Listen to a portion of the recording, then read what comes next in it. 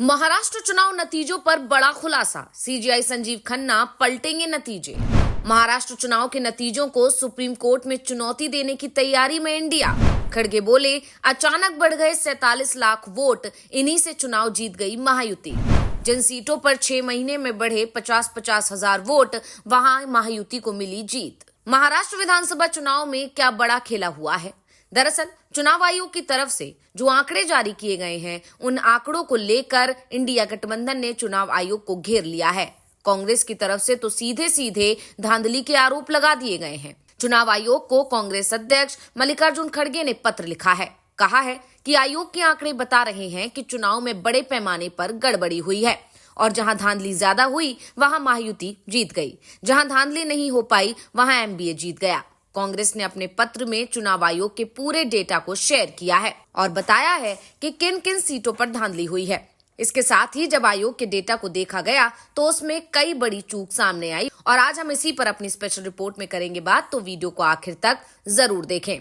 महाराष्ट्र विधानसभा चुनाव के नतीजों ने सभी को चौंकाया है। महायुति जिसे जीत मिली है और महाविकास अघाड़ी जिसके हिस्से में हार आई है। और इस बीच जो डेटा चुनाव आयोग की वेबसाइट और उसके ऐप पर लगातार अपडेट हुआ, अब उस पर भी सवाल उठने खड़े हो गए हैं।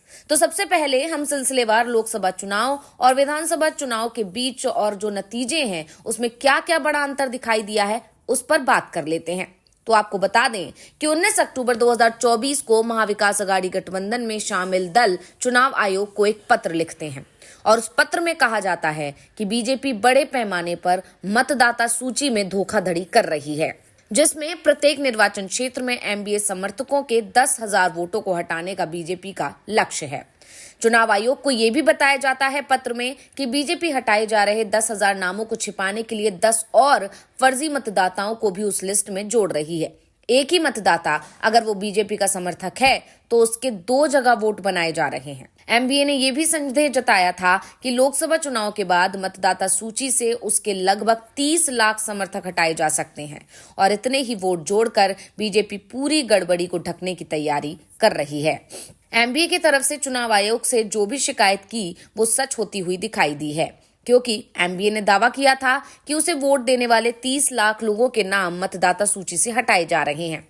अब लोकसभा चुनाव और विधानसभा चुनाव के बीच एमबीए के वोटों का अंतर देखें तो ये 32,80,000 है।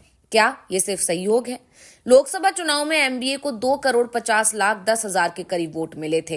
विधानसभा में ये संख्या महज 2,17,30,000 ही रह गई। इसके अलावा अपनी शिकायत में एमबीए ने चुनाव आयोग से ये भी कहा था कि बीजेपी वोटर सूची में बड़े पैमाने पर नए नाम भी जोड़ रही है।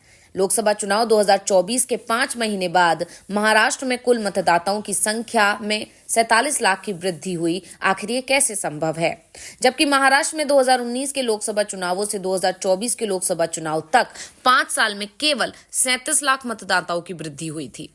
इसी तरह लोकसभा चुनाव में भाजपा गठबंधन के 3 मुख्य दलों के वोट 67,70,000 बढ़ गए।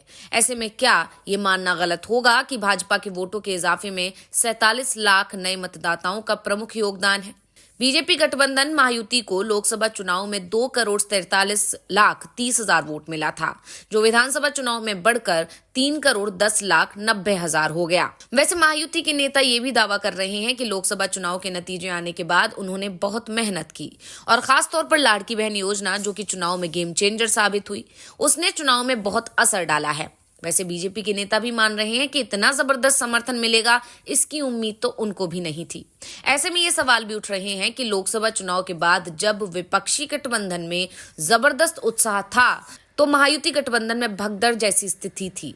कई नेता पाला बदलकर एमबीए में जा रहे थे। अजीत पवार की एनसीपी और बीजेपी में तो भगदड़ ही मच गई थी। यानी साफ है, नेताओं को भी दिखाई दे रहा था कि महायुति की सरकार जा रही है। यानी जमीन पर हालात जो दिखाई दे रहे थे वो बीजेपी के पक्ष में तो बिल्कुल भी नहीं थे।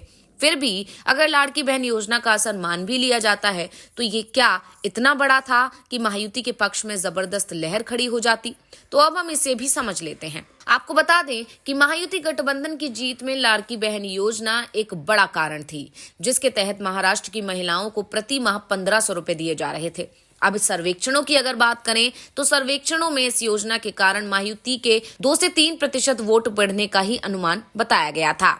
विधानसभा चुनाव में कुल 630 लाख वोटरों ने मतदान किया था। 3% प्रभाव का मतलब होता है करीब 20 लाख वोट। अगर कोई महायुति के 67,70,000 वोटों की बढ़त से 47 लाख नए मतदाताओं को हटा देता है तो बढ़त 20,70,000 हो जाती है। ये अद्भुत संयोग है।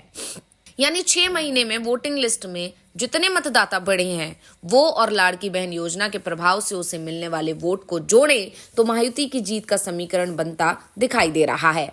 इसी तरह अजीत पवार के एनसीपी को 58,10,000 वोट मिले और उसने 41 सीटें जीती हैं। वहीं शरद पवार के एनसीपी को 72,80,000 वोट मिले और 10 सीटें मिली। अब दिलचस्प बात यह भी है कि एनसीपी की दोनों पार्टियों में 39 सीटों पर एक दूसरे के खिलाफ चुनाव लड़ रही थीं, जिसमें से अजीत पवार की पार्टी ने 33 सीटों पर जीत हासिल की और सबसे बड़ी बात, महायुति में सबसे ज्यादा सीटों पर चुनाव बीजेपी ने लड़ा।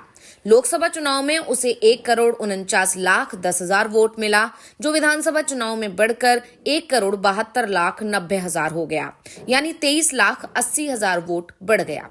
अजीत पवार की एनसीपी को लोकसभा चुनाव में 20,50,000 वोट मिला था। विधानसभा में ये 58,10,000 हो गया, यानी 27,60,000 वोट बढ़ गया। और सबसे बड़ी बात, बीजेपी ने 148 सीटों पर चुनाव लड़ा, जबकि एनसीपी 59 सीटों पर चुनाव लड़ी। बीजेपी एनसीपी की तुलना में 2.5 गुने से ज्यादा सीटों पर चुनाव लड़ी, लेकिन कम सीटों पर लड़कर एनसीपी ने अपना वोट ज्यादा बढ़ाया, लेकिन जीत का स्ट्राइक रेट बीजेपी का ज्यादा रहा। और इन सब के अलावा कांग्रेस पार्टी की तरफ से ये भी दावा किया गया कि जिन 50 विधानसभा क्षेत्रों में औसतन 50,000 नए मतदाता जोड़े गए, उनमें से 47 सीटों पर सत्ताधारी गठबंधन और उसके सहयोगियों ने जीत दर्ज की। कांग्रेस ने वोटिंग प्रतिशत को लेकर भी सवाल खड़े किए हैं। पार्टी की तरफ से चुनाव आयोग को जो पत्र लिखा गया है, उसमें कहा गया है कि 20 नवंबर 2024 को शाम 5 बजे तक महाराष्ट्र में मतदान प्रतिशत 58.22% था, जो 21 नवंबर की रात 11:30 बजे तक बढ़कर 65.02% हो गया। इसके अलावा अंतिम रिपोर्ट में 66.05% मतदान दर्ज किया गया, जो मतगणना शुरू होने से कुछ घंटे पहले ही घोषित हुआ। और इन सब को लेकर पत्र में चुनाव आयोग से सवाल किया गया है कि क्या केवल 1 घंटे में, यानी कि शाम 5 बजे से 6 बजे के बीच लगभग 76 लाख वोट डाले गए। तो अब चुनाव आयोग सवालों के घेरे में है, देखना होगा चुनाव आयोग इस पर क्या जवाब देता है। तो रिपोर्ट आपको कैसी लगी, हमें कमेंट करके अपनी राय जरूर दीजिएगा। इसी के साथ वीडियो को लाइक करें, वीडियो को शेयर करें, चैनल को सब्सक्राइब करना ना भूलें।